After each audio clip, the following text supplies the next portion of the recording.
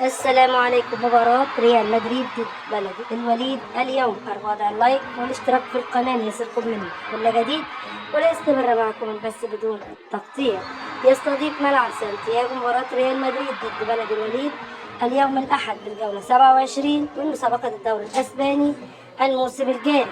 وموعد مباراة ريال مدريد ضد بلد الوليد هو 4:15 عصرا اليوم الأحد على قناة بين سبورت HD.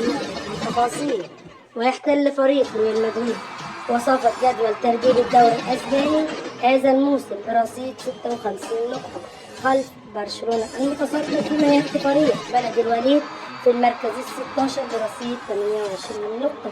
ويتطلع فريق ريال مدريد للفوز على بلد الوليد اليوم والخروج بنقاط المباراة كاملة من أجل تعويض الخسارة الأخيرة أمام برشلونة في الجولة 26 من مسابقة الليجا. وتراجع أداء فريق ريال مدريد نسبيا في الليجا خلال الفترة الماضية، حيث قدم سلسلة من النتائج السلبية التي أدت إلى هروب برشلونة بالصدارة بفارق 12 نقطة. ويتمسك الإيطالي كارلو أنشيلوتي مدرب ريال مدريد في المنافسة على لقب الدوري الإسباني هذا الموسم رغم ابتعاد برشلونة بالصدارة بفارق 12 نقطة، وتبقى 12 جولة على انتهاء المسابقة المحلية. نتمنى التوفيق للفريقين. وضع اللايك والاشتراك في القناة ليستمر معكم البث بدون تقطيع.